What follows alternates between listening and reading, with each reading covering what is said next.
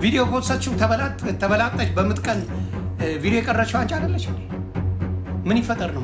በጣም ለምትለምኙ ልጅ ጋብሽ በጣም ለማትለምንሽ ወዴጄ አፍቅር እንጂ በ28 በ29 በ30 ዓመታችሁ በተለይ ስለ ህይወታችሁ ግራ የተጋባችሁና የሆነ ቦታ መድረስ እኮ ነበረብኝ ብላችሁ የምታስቡ ሰዎች What's up everyone? Peace ነው እንዴት ናችሁ? ዛሬ ከቸች ብለናል በአዲስ ቪዲዮ። እንዴት ናችሁ? እንደተለመደው ላይክ፣ ሰብስክራይብ፣ ሼር ማድረጋችሁ እንዳይረሳ። ቀጥታ ወደ ቪዲዮ እንሄዳለን። አብራችሁን ቆዩ እስከመጨረሻ። 2018 ያላሳየን ነገር የለም እውነት ለመናገር ማለት ነው። ይሄኛው ግን ይለያል ማለት ነው። በምንድን ነው የሚለየው አትሉ? ምጥ ላይቭ እየተላለፈ ነበር። ይኸውልን እዚህ ጋር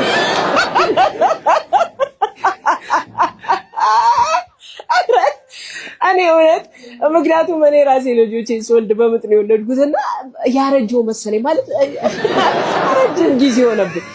እኔ ሴት ልጅ ምጥ ላይ ስትሆን ሁላችንም እናውቃለን፣ በጣም ኢሞሽናል፣ በጣም ትናደዳለች፣ በጣም በቃ ብዙ ነገር እንደውም ቀበቶ ፍታ ባል ምናምን ይባል ነበርና ስልኳን ቻርጅ አድርግላት ሳይባል ቀርም ላይቭ ለሰላለች በጣም ነው የሚገርመው። አይታችኋታል ግን ሜካፕዋን ተሰርታ ምናምን ስታምጥ ራሱ የሆነ ወጋ ኦነት እንዴ ዋይ በቃ ወይኔ ሞትኩኝ ምናምን በሚባል ሰዓት እኔ ትዝ የሚለኝ የራሴን ሳምጥ በጣም ነው መጮህ ስለማልችል አለቅስ ነበርና እንደተገረፈ ሰው ነበር ማለቅሰውና በቃ ዶክተሬን ጥሩት እኔ አልቻልኩም ምናምን ብዬ አለቅሳለሁ። ነርሶች ጋርና ዶክተሬ ጋር ሄዱና ኧረ ድርሱ በጣም እያለቀሰች ነው ዶክተር ምናምን ሲሉ አመት ከአመት ትስቄል እንደ ዛሬ ታልቅስ ተዋል መባሌን አረሳምና አንዳንዱ ጊዜያቶ መንገድ ላይ ምጡ መጥቶ ልጁን ይገላገላል። አንዳንዱ ደግሞ እንደዚህ ፋጥን ብሎ ሜካፕ ተሰርቶ ላይቭ ላይ የሚያምጣለ በጣም ነው የገረመኝ ላይቭ ምጥ። ግን እናንተ እስቲ ምን ሐሳብ ትሰጡበታላችሁ በዚህ ጉዳይ? ላይቭ ምጥ ላይ ይሆናል አይሆንም? እንግዲህ በዚሁ ከቀጠለ ምጡ ላይቭ ከቀጠለ ማለት ነው ብዙ ነገር ማየታችን አይቀርም። ራሽ ነው ማስኬዶ ፋሚሊ። አረ ወዴት ነው ግን እየሄድን ያለነው? እኛ ሀገር ደግሞ በጣም በቃ ልጥጥ እያለ እየመጣ ነው ያለውና ከመጠን በላይ በጣም እያስጠላበት ነው ያለው። ከምሬ ነው የምላችሁ። አሁን ምን ይባላል ምጥ ያለች ሴት ላይቭ ላይ መውጣት ትኩረቷን ምን ላይ ነው እያደረገች ያለችው? በጣም ኩኖር ነው። ኧረ ተው። ወይስ ታናናሾቻችንን የሚከተሉን ምጥ እንዴት ነው ማወቅ ያለባቸው የሚለው ክላስ ለመስጠት ነው በላይቭ? ደግሞ የሚገርመው ደግሞ የዚች ከዛ ለምን ብላ ኢቢኤስንና እችኛዋን ኮሜዲያን ከሰሰቻቸው ሲባል እሷ ነች እኮ ተቀርጻ አይደለም በድብቅ ሄዳ አይደለም እኮ የቀረጸቻት። በጋዲ ወጣችሁ መጀመሪያ ራሷ ነች ራሷን እያገጠጠች እንትን እያለች እየወጣችሁ ያለችው። እና ይሄንን ነገር ሌላ ነገር ስናደርግ ሁሉ ማየታችን አይቀርም ላይቭ ላይ እንዴ። በድብቅ መቀረጹ ሌላ ጉድ ነው። እሺ እንደዚህ አይነት ነገሮችም አሉ። ግን ራሳችን ፈልገን የምናረግ ከሆነ በቃ ይሄ ትራፊኩ በጣም ከመጠን በላይ እንትን እያለ ነው። ማስቆም ያለበት አካል የለም ማለት ነው። እና እርስ በርስ እንቀጣጣ እንጂ እንደዚህ እንዴ ግፊት ውስጥ ወራ እንዴት ነው ልጅ ለማስወጣት ተጣጣሪች እዚህ ጋር ላይቭ ትዝ እያላት የምትገባው በጎን ምን ማለት ነው ይሄ? እቺ አይደለም በአንድ ሰው በብዙ ሰዎች ነበር መቀጣት ያለባት። ጭራሽ እሷ ደርሳ ልትካሰስ በጣም አስኬዶም አይመጣው ነው የምላችሁ። ይባስ ብሎ ደግሞ ቆይ እንደውም ዮኒ ማኛ በዚህ አጋጣሚ መልስ ሰጥቶበታልና ውዝግቡ ሲነሳ የራሱን ደግሞ ምላሽ እናየው እስቲ። ቪዲዮ ፖስታችሁ ተበላጠች በምትቀን ቪዲዮ የቀረችው አንቺ አይደለሽ እንዴ? ምን ይፈጠር ነው የምትይው? አንቺ አይደል እንዴ በምጥ ሰዓት ቪዲዮ ቀርጸሽ እያልሽ የቀረችው አንቺ አይደለሽ እንዴ? ምን ይፈጠር ነው የምትይው? ይሄን ነው እሷ የቀለደችው። እንዲያውም አልተሳደበችም፣ ምንም አላለችም። አንቺ ነሽ ህዝቡን ይቅርታ መጠየቅ ያለብሽ። አወቅሽ ሲሏት የባሏን መጽሐፍ አጠበች አለ ዝምባ እጂ እካክ እንዴ አልበዛም እንዴ? ሴቶቹ ግን እንዴት ነው የምትጨማለቁት? አሜሪካን ሀገር እኔ አሜሪካን ያለሁት ቆሻሻ እንደው ሽቅብ ልራ አላላችሁም እንዴ? ምንድን ይፈጠር ነው የምትይው? አንቺ አይደለሽ እንዴ ተንበላጠሽ ምጥሽን አደባባይ ላይ ያረግሽው ያወጣሽው አንቺ አይደለሽ እንዴ? በዚህ ነገር ላይ ማን ድርሹ ቀለደች፣ በዚህ ነገር ላይ ተጫወተች። እኔ ባናትሽ ተተከይ ያልኩሽ ነው። ማን አባቱ ነው የሚያዘኝ? እኔ ልቃሚ ዲ ምንድነው የምታወሪው? አንቺ በተንበላጠችው አንቺ ቪዲዮ ምጥ ላይ ሆነሽ ሜካፕሽን አድርገሽ ቪው ፍለጋ ገንዘብ ፍለጋ ተርመጥምጠሽ መጠሽ በቪው ስለሚከፈል ስለምታቂ መተሽ ባረክሽው በኢትዮጵያ ተሰምቶ የማይታወቅ በኢትዮጵያ ታይቶ የማይታወቅ ነገር ያረክሽው አዶናይ ሲመጣ ለብቻዬ ከኔ ውጪ ማግኘት የለባችሁም ከኔ ውጪ ማየት የለባችሁም ብለሽ ገንዘብ ስትሸቂበት ስትሰሪበት አልነበር እንዴ?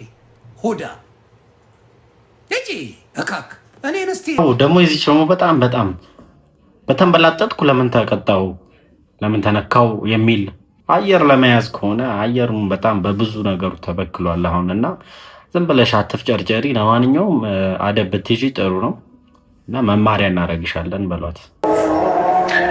እኔ በበኩሌ የሴት ልጅ ጥቃት ፕሮፋይል በመቀየር ይስተካከላል ብለው ከማያስቡት ሰዎች መሀል ነኝ። ግን ምን ማድረግ አስቤያለሁ። ሰላም ሀያት ሁሴን እባላለሁ። 19 ዓመቴ ነው። የ6 ወር ልጅ አለች። ልጄን የወለድኳት በሰው ቤት ውስጥ ተቀጥሬ እየሰራሁ ነው። እቺን 19 ዓመት ልጅ አለቻት እና ሜንሽን አድርጋኝ ነበር ወደቂያ ፈልጋ ማረፊያ ፈልጋ። ድርጊት ከቃላትና ከፕሮፋይል መቀየር ስለሚበልጥ ይኸው ዋና ቤቱ ከዚህ ፊት ለፊት ራሱን የቻለ አንድ ክፍልና ከጎኑ ሽንት ቤት አለ። እኔ አሁን በግሌ ላረግልሽ የምችለው እዚህ ትመጫለሽ፣ የራስሽ ክፍል ይኖርሻል፣ ራስሽን እስክቺ ለተወሰነ ጊዜ ማረፊያ መደላደያ እንዲሆንሽ። ምክንያቱም ላግዝሽ ፈቃደኛ ነኝ፣ አንቺን ልታግዥኝ ይገባል። እንደ ታናሽ እህት እኔ እንደ ታላቅ ወንድም፣ አንቺም እንደ እናት እኔም እንደ ልጅ እየሆንን የምንደጋገፍ ከሆነ አብረን መኖር እንችላለን። እኔ ምንም ችግር የለብኝም። ሴት ልጅ ደግሞ የምትጠቃው ስትወድቅና ስትወልድ ነው። በሚገባ ትክክለኛ ሀሳብ ነው፣ በጣም መስማማበት። ምክንያቱም አሁን በሰሞኑ እየተስፋፋ ያለው ጆርዲ እያስፋፋች ያለችው ትሰማ እና ያው ሴት ልጅ ጥቃት ይቁም የሚለው ጀነራል አይዲያ መገለጽ ባለበት ልክ እየተገለጸ ነው ብዬ አላምንም። ምክንያቱም የበለጠ ፕሮፋይል በመቀየር እና የሶሻል ሚዲያን ላይ ትኩሳት በመፍጠር ብቻ ነው ብዬ አላስብም። አክሽን በመውሰድ ነው ብዬ ማምነው። ያ መሆን ያለበት ደግሞ አክሽን በመውሰድ ነው። ትክክለኛ ነገር ነው። በቃ አያችሁ፣ እዚህ ጋር ትክክለኛ ምሳሌ መሆን የሚችል ሰው ሲመጣ ያን ያህል እንደውም እንትን የሚባል አይደለም እና እኛ ጋር መስተካከል ያለበት ትልቁ ነገር ያ ይመስለኛል።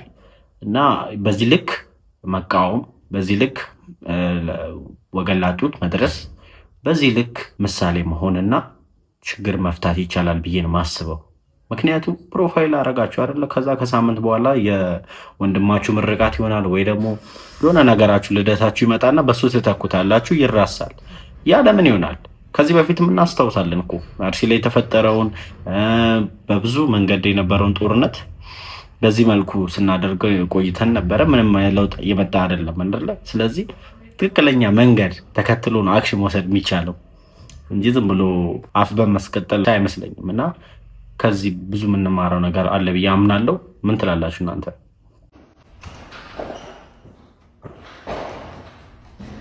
ሳሪያ ላይ የተገኘው አሻራ በሙሉ ያንተ ነው።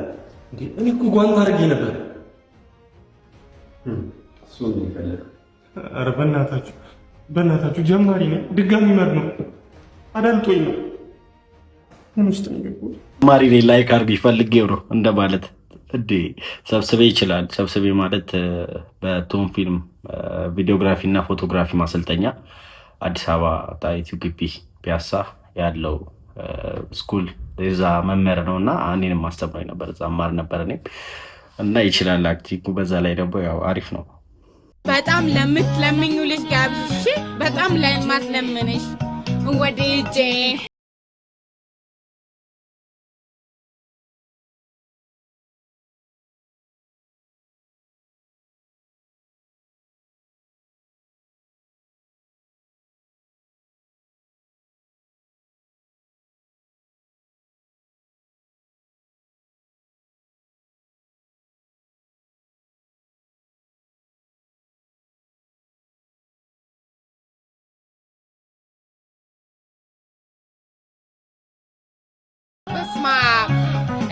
መኮመኩ እንዳለ ሆኖ ግን ምንድነው የቸከስ ሙድ አበዛበት። በጣም ያስጠላል። ተላላጥክ። የምሬን ነው። እኔ አልተመቸኝም። በ28 በ29 በ30 ዓመታችሁ በተለይ ስለ ህይወታችሁ ግራ የተጋባችሁና የሆነ ቦታ መድረስ እኮ ነበረብኝ ብላችሁ የምታስቡ ሰዎች በጣም ተሳስታችኋል። 28 ዓመት 29 ዓመት በጣም ገና ልጅ ናችሁ። ኦኬ ላይፍ ገና ከዚህ በኋላ እግዚአብሔር እድሜ ቢሰጣችሁ ማለት ነው 40 ዓመት 50 ዓመት 60 ዓመት የምትኖሩ ሰዎች ናችሁ። ያልተነካ ገና እድሜ አለ። 5 ዓመት ለራሳችሁ ከዚህ በኋላ ሰጣችሁ ማለት ነው 35 ዓመታችሁ ላይ ቢዝነሳችሁን ብትጀምሩ እንኳን ማለት ነው ስቲል ያንግ ናችሁ። ተስፋ አትቁረጡ። ራሳችሁን ከ1% የዓለም ህዝብ ጋር አታወዳዱ። እነሱ እድለኛ ሆኖ ምናልባት በ28 ዓመታቸው ሚሊዮነር ሆኖ ሊሆን ይችላል። ነገር ግን 99% የዓለማችን ህዝብ በ28 ዓመቱ የራሱ እንኳን ንብረት የለውም ማለት ነው። ኦኬ ንብረት ለማፍራት ህይወታችሁን ለመጀመር ስቲል ገና ልጅ ናችሁ። ተስፋ አትቁረጡ። እግዚአብሔር የሰጣችሁ በጣም በርካታ እድሜ ይኖራል ከዚህ በኋላ። በዚች በ28 ዓመታችሁ ተስፋ ከቆረጣችሁ ሌላውን ልታጨልሙ ስለምትችሉ ወገን እንበርታ። ገና ጉልበት አላችሁ፣ ገና ልጅ አላችሁ፣ ገና ልጅ ናችሁ፣ ገና ተስፋ አላችሁ። በጣም ደስ የሚል ፖዚቲቭ ሜሴጅ ነው። ፓወርፉል የሆነ እና ደስ ይላል። አሪፍ ነው። ያው እንበርታ። ያው እድሜ ግን ገና ነው ተብሎ ብዙ ነገር ከማቀድ ወደ ኋላ መሆኑ ወይም አሁን ላይ ባለው ነገር መሸወድና ማጥፋት ተገቢ ነው ብዬ ስለማላስብ እዛ ላይ ምንድነው መሆን ያለብን መስራት ያለብን ነገር እየሰራን ግን ገናንም ብለን ማሰብ ሳይሆን ድረስ ካለብን ነገር ጋር እንድንደርስ የሚረዳንን ነገር በመሞከርና ተስፋ በዛ ውስጥ አለመቁረጥ ነው ዋናው ነገር እንጂ ከዛ አላማችን ወይም ከዛ ከሰርከምስታንስ ወጥቶ ሌላ ነገር ውስጥ ሆኖ መገኘት እውነት ትክክለኛ እድሜ ማባከኛ ያኛው እና ያው በዚህ መስተካከል ወይም ደግሞ በዚህ እኔ አጀስት አደርገዋለሁ ብዬ አስባለሁ በራሴ ኦፒኒየን። እና ምን ታስባላችሁ እናንተ ልጆች? እዚህ ንጹህ ውሃ ላይ ይሄንን ፉድ ከለር ጨመርኩበት። ከለሩን ቀየረው። አሁን ይሄን ፉድ ከለር ማውጣት ፈልጋለሁ ከዚህ ውስጥ። በምንም ተአምር ፉድ ከለሩን ለይቼ ላወጣ አልችልም አይደለ? ምን መሰላችሁ ልነግራችሁ የፈለኩት፣ ሁልጊዜ ከአፋችን የሚወጣውን ቃል በጣም ማስተዋል አለብን። አንድ ጊዜ ከወጣ በኋላ ምን አይልም አይመለስም። የምንናገረውን ነገር ሁልጊዜ ከመናገራችን በፊት ማስተዋል አለብን። አንድ ጊዜ ከአፋችን ከወጣ ምን ማድረግ አይቻልም፣ መመለስ ወይም ደግሞ መቀየር አይቻልም። አንድ ጊዜ ከአፋችን ወጥቷል ማለት ነው። ስለዚህ ሁልጊዜም ልጆችዬ ከመናገራችን በፊት ምንም ነገር ከማለታችን በፊት ማስተዋል፣ ማሰብ፣ ጥንቃቄ ማድረግ አለብን። እሺ ምን ተማራችሁ ልጆችዬ? ማስተዋል አለብን ከማውራታችን በፊት። በጣም በጣም ትክክል። ምን ተማራችሁ? ማስተዋል አለብን። የምንለውን ነገር ማስተዋል አለብን። ምንለውን ነገር ማስተዋል አለብን። በጣም ትክክል፣ በጣም ትክክል። ስለዚህ የዛሬው ትምህርታችን ይሄ ነበረ። በጣም በጣም ውድድ አደርጋችኋለሁ። እሺ እኔ ልጆች፣ ለእሷ ልጆች ብቻ ሳይሆን ለበርካታ ህጻናቶች የሚሆን ጥሩ መልእክት ነው። በምሳሌ እና ነገር በምሳሌ በማስረዳት እና አሪፍ ነው፣ ደስ ይላል። ልጆችን አሁን ላይ በእንደዚህ አይነት መንገድ እያስተማሩ አእምሯቸውን ማለማመድ፣ እነሱም ልጆችም ደግሞ የመቀበል አቅም ስላላቸው በልጅነታቸው የማይረሱት አይነት ጥሩ ተጽዕኖ መፍጠር ይቻላል እንጂ መምታት፣ መቅጣት፣ ይሄ ዱላ ማሳረፍ ከልጁ ጉዳት ከአካላዊ ጉዳት በላይ በስነ ልቦናው የሚደርሰው ተጽዕኖ በጣም መጥፎ ነው። የሚቀጣቸውንም ወላጅ ሊሆን ይችላል ማንኛውንም ግለሰብ የሚያዩት ሊያስተምራቸው እንደፈለገ ሳይሆን በቃ እንደማይወዳቸው ጠላታቸው እንደሆነ ነው የሚያስቡት ማለት ነው። እና ነገ እነሱም አድገው ይሄንን ነገር ሌላው ላይ በመጥፎ መንገድ ያደርጉ ይችላሉ። ስለዚህ ልጆችን በእንደዚህ አይነት መንገድ መግራት በጣም አስፈላጊ ነው። ቤተሰቦች አመሰግናለሁ። ቪዲዮ እንደወደዳችሁ ተስፋ አደርጋለሁ። ሰብስክራይብ፣ ላይክ፣ ሼር በማድረግ ደግሞ ይህንን ሞር ለብዙ ሰዎች ኢንተርቴን እንዲያደርግ እና መልእክቱ እንዲያደርስ ልትረዱን ትችላላችሁ ማለት ነው። በሚቀጥሉ ጊዜዎች እንገናኛለን። ሰናይ ጊዜ እመኛለሁ። ቻው።